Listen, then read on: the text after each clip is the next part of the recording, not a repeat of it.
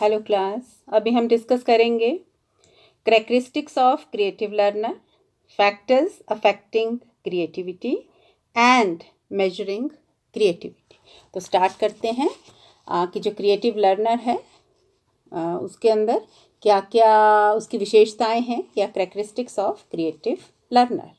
तो सबसे पहला पॉइंट है दैट इज़ हाई आईक्यू। इस तरह के जो बच्चे हैं इनका जो बुद्धि का स्तर है वो उच्च होता है, उच्च बुद्धि लब्धि पाई जाती है। सेकंड है गोल डायरेक्टेड, लक्ष्य निर्देशित या गोल सेंटर्ड। ये बच्चे हमेशा अपने जो लक्ष्य हैं, जो इनके गोल हैं या जो एम्स हैं, उनको अचीव करने के लिए फोकस्ड रहते हैं। क्यूरियस, इन बच्चों में बहुत ज़्यादा जिज्ञासा होती है, क्यूरियोसिटी बहुत ज़्यादा होती है। हर चीज़ के पीछे के कारण जानना, इनकी उत्सुकता बताना हर चीज़ के पीछे, ये भी एक इनकी कैरेक्टरिस्टिक है।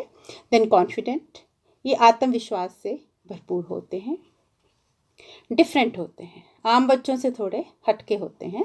तो इस तरह से हम लोग बड़ी जल्दी इनको पहचान लेते हैं। देन न्यू आइडियाज़ जो हैं वो इनके रहते हैं, हमेशा नए नए विचार जो हैं उनको प्रस्तुत करते हैं, प्रेजेंट करते हैं, नए सॉल्यूशंस, नए आइडियाज़। देन क्विक, ये बहुत ज़्यादा क्विक होते हैं, अलर्ट होते हैं, एक्टिव होते हैं। देन ओरिजिनल थॉट्स, इनकी जो विचारधारा है वो मौलिक होती है। नेक्स्ट है क्लियर व्यूज़, स्पष्ट इनके जो विचार हैं वो होते हैं और स्पष्टता से ही उन विचारों को ये प्रकट करते हैं। इनमें कोई हिच या उस तरह की भावना नहीं होती है कि मैं कहूँगा तो कोई क्या कहेगा। प्रोग्रेसिव आउटलुक, इनकी जो विचारधारा है, सोच है, वो प्रोग्रेसिव होती है, प्रगतिशील होती है। स्ट्रॉन्ग विल पावर, इनकी जो विल पावर है वो हमेशा स्ट्रॉन्ग रहती है, किसी के डराने से, रोकने से ये रुकते नहीं हैं। देन क्विक डिसीजन मेकिंग, इनकी जो निर्णय लेने की क्षमता है वो बहुत क्विक होती है, बहुत जल्दी से सही निर्णय जो है वो ये लेते हैं। देन क्रिएटिव, ये बहुत सृजनात्मक होते हैं। जैसे हम इन्हीं की कैरेक्टरिस्टिक्स हम डिस्कस कर रहे हैं तो इनके हर काम में क्या है, क्रिएटिविटी पाई जाती है। चाहे होमवर्क करना है, इवन नोटबुक को कवर करना है, तो वो भी इनका अलग स्टाइल और एक अलग तरीका होगा। प्रेजेंटेशंस इनकी औरों से हटके होंगी। देन इमेजिनेटिव, कल्पनाशील, ये बहुत कल्पनाएं करते हैं। देन फ्लेक्सिबल, लचीलापन, इनमें फ्लेक्सिबिलिटी भी बहुत रहती है। समय के अनुसार, परिस्थितियों के अनुसार क्या है, ये नए नए विचार जो हैं उनको प्रकट करते हैं, प्रस्तुत करते हैं और उनके ऊपर क्या है, कार्य करते हैं। देन प्रॉब्लम सॉल्विंग एबिलिटी, समस्या समाधान की योग्यता, इनकी प्रॉब्लम सॉल्विंग एबिलिटी जो है वो भी बहुत अच्छी होती है, बेस्ट होती है। देन गुड मेमोरी, इनकी स्मरण शक्ति जो है बहुत अच्छी होती है, बहुत समय तक क्या है ये चीज़ों को याद रखते हैं। देन पॉजिटिव एटीट्यूड, इनका जो एटीट्यूड है वो पॉजिटिव होता है, सकारात्मक दृष्टिकोण रहता है। कोई चीज़ ख़त्म भी हो गई है या उसमें कुछ भी नहीं बचा है तो भी क्या है, ये अपने पॉजिटिव एटीट्यूड के द्वारा उस चीज़ को फिर से जीवित करने की जो क्षमता है वो रखते हैं।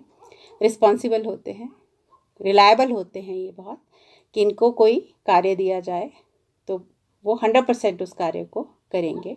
फुल ऑफ लाइफ, ये भरपूर ज़िंदगी जीते हैं, खुश होते हैं, हैप्पी रहते हैं, स्टेबल होते हैं। इनके जो पर्सनैलिटी है या इमोशंस हैं वो स्टेबल रहते हैं। इसके बाद हम आएंगे आइडेंटिफिकेशन ऑफ क्रिएटिव चिल्ड्रन। जब हम क्रिएटिव बच्चों की आइडेंटिफिकेशन करते हैं तो हमारे पास बहुत सारे इस तरह के टूल्स रहते हैं, टेस्ट रहते हैं, जिनके आधार पर क्या है कि हम बच्चों की आइडेंटिफिकेशन करते हैं, जिसमें टेस्टिंग मेथड्स भी हैं, नॉन टेस्टिंग मेथड्स भी हैं, इंटेलिजेंस टेस्ट हैं, अचीवमेंट टेस्ट हैं, क्रिएटिविटी टेस्ट हैं, पर्सनैलिटी टेस्ट हैं, देन नॉन टेस्टिंग में हमारे ऑब्जर्वेशन हैं, इंटरव्यू हैं, क्रिएटिविटी टेस्ट हैं, ये सारी चीज़ें इनमें आती हैं। बट अगर हम इन्हें टेस्टिंग जो टेक्निक्स हैं वो अप्लाई ना भी करें तो भी इनकी आइडेंटिफिकेशन बड़े सरल तरीके से हो जाती है, क्योंकि ये और बच्चों से थोड़ा अलग दिखते हैं। अगर टीचर एक्सपीरियंस्ड है, टीचर को इन चीज़ों के बारे में जानकारी है, तो ये बच्चे बड़ी जल्दी क्या है पहचाने जाते हैं। इसके बाद हम डिस्कस करेंगे फैक्टर्स अफेक्टिंग क्रिएटिविटी। वो कौन कौन से फैक्टर्स हैं जो क्रिएटिविटी को अफेक्ट करते हैं। पहला है हेरिडिटी। हम लोग बार बार डिस्कस करते हैं कि हेरिडिटी फैक्टर जो हैं वो हमेशा हमारे साथ चलते हैं। तो अगर हमारे हेरिडिटी फैक्टर है, हमारे परिवार में क्रिएटिव लोग हैं, तो ऑब्वियसली बच्चा भी क्रिएटिव होगा।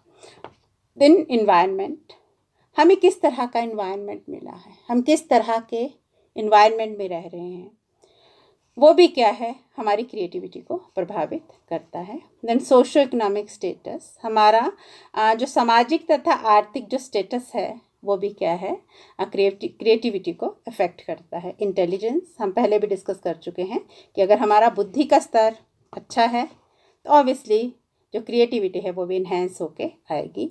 देन फ्रीडम, फ्रीडम का मतलब है स्वतंत्रता, फ्रीडम ऑफ थॉट्स हम कह लें, किस तरह का रहन सहन है, परिवार में कितनी स्वतंत्रता है, स्कूल में कितनी आपको स्वतंत्रता दी जाती है, कितनी आपको रिकॉग्निशन मिलती है, ये सारी चीज़ें भी क्रिएटिविटी को अफेक्ट करती हैं। देन स्कूल इन्वायरमेंट, जो कि बहुत इम्पॉर्टेंट है। स्कूल का इन्वायरमेंट कैसा है, एजुकेशनल प्रोग्राम्स कैसे हैं, टीचर का बिहेवियर कैसा है, वो टाइम टू टाइम आपको मोटिवेट कर रही है नहीं कर रही है, आपका जो काम है उसको अप्रिशिएट किया जा रहा है नहीं किया जा रहा है, आपको समय समय पे सही जो रीइंफोर्समेंट है वो दी जा रही है या नहीं दी जा रही है। स्कूल में लाइब्रेरी फैसिलिटीज़, लैब फैसिलिटीज़, इस तरह की सुविधाएं हैं या नहीं हैं। करिकुलम कैसा है, क्या करिकुलम ऐसा है जिसमें क्रिएटिविटी को एनहांस करने के लिए बहुत सारे ऐसे प्रोग्राम्स हैं या ऐसी चीज़ें इंक्लूड करी गई हैं, तो क्या है जो बच्चा है उसकी जो क्रिएटिविटी है वो एनहांस होगी। और ये सारे फैक्टर्स कहीं ना कहीं हमारी जो सृजनात्मकता है या जो क्रिएटिविटी है उसको कहीं ना कहीं या बहुत ज़्यादा उसको क्या है एनहांस करने में, इफ़ेक्ट करने में अपना एक इम्पॉर्टेंट जो रोल है वो प्ले करता है।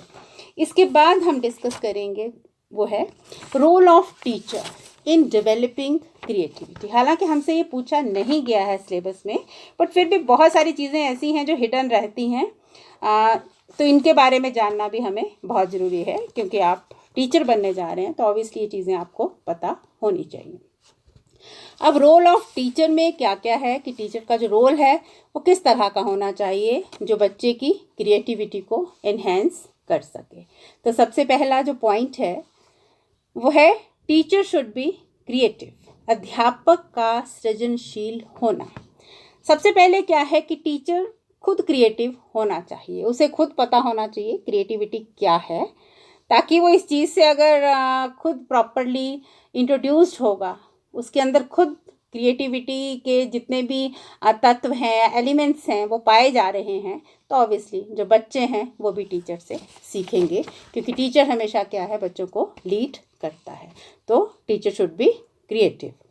उसके बाद अगला है that is provide appropriate educational environment. उचित शैक्षिक जो वातावरण है वो बच्चों को देना, कि जो शिक्षा का जो वातावरण है जिसमें करिकुलम आता है, टाइम टेबल आता है, करिकुलम के से जुड़ी हुई जो एक्टिविटीज़ हैं, करिकुलर को करिकुलर जितनी भी एक्टिविटीज़ हैं वो सारी क्या है एप्रोप्रिएट या उचित या सही होनी चाहिए। इसके बाद अगला है टू इंट्रोड्यूस वेरियस एक्टिविटीज़, विभिन्न क्रियाओं से परिचित करवाना।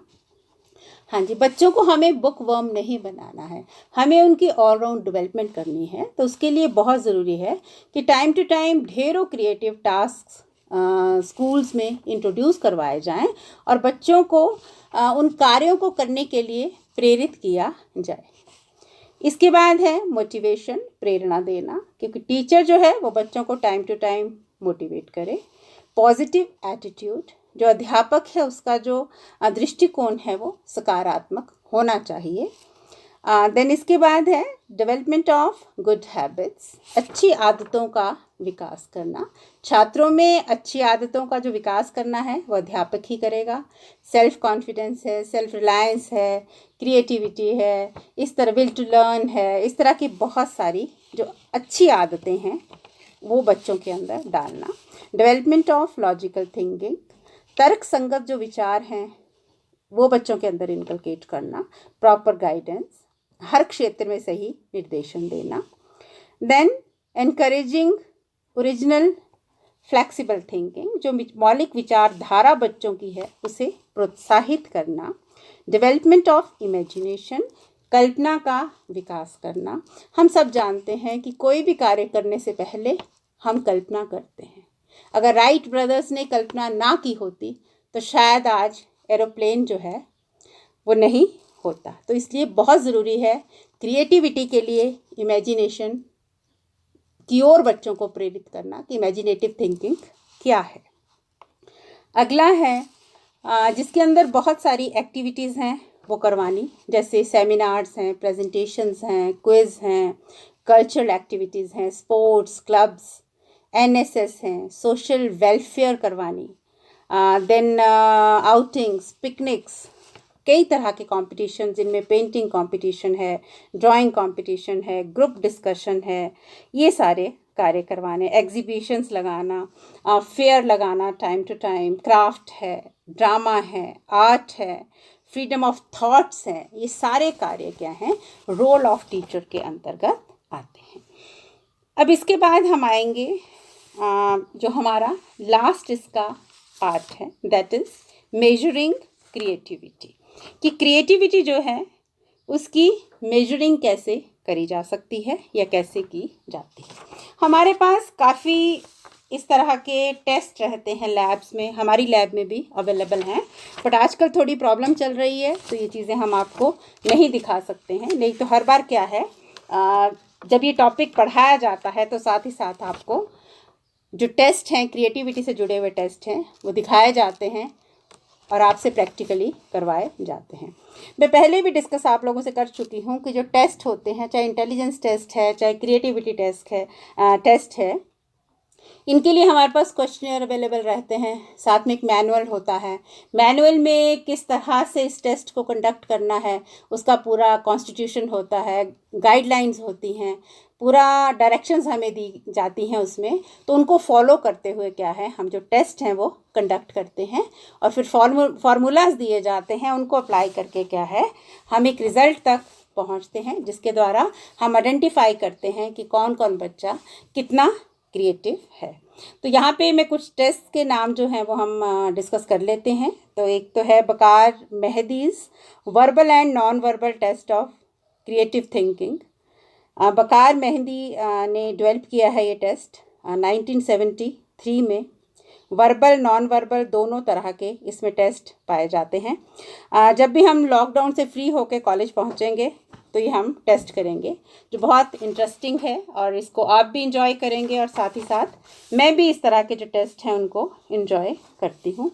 इसके बाद एक Torrance's Minnesota test of creativity thinking आता है। इसके अंदर फिगर कंप्लीशन टेस्ट है, देन सर्कल टेस्ट हैं, प्रोडक्ट इम्प्रूवमेंट टेस्ट हैं।